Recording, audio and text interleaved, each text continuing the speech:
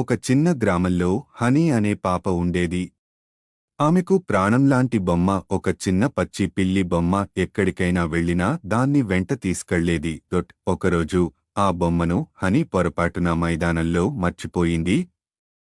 ఇంటికి వచ్చాక గుర్తు వచ్చి అక్కడికి తిరిగి వెళ్ళింది. కాని అప్పటికే బొమ్మ కనపడలేదు.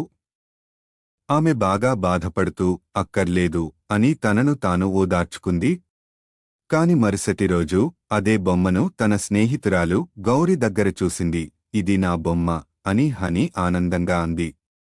కాని గౌరి, నాకు ఇది మైదానంలో దొరికింది, ఇప్పుడు నాదే అని చెప్పింది. హనీ కొంచెం బాధపడినా గొడవ పెట్టుకోకుండా నవ్వుతూ, పర్లేదు గౌరి, నువ్వు దాన్ని ప్రేమగా చూసుకో అని చెప్పి వెళ్ళిపోయింది.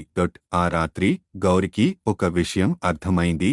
హనీ నిజంగా మంచి పిల్ల. ఉదయం అవ్వగానే ఆమె హనీ దగ్గరకు వచ్చి, ఇదిగో నీ బొమ్మ, నిజమైన స్నేహితులు తమ మధ్య స్వార్థం పెట్టుకోరు అని చెప్పి బొమ్మ ఇచ్చేసింది.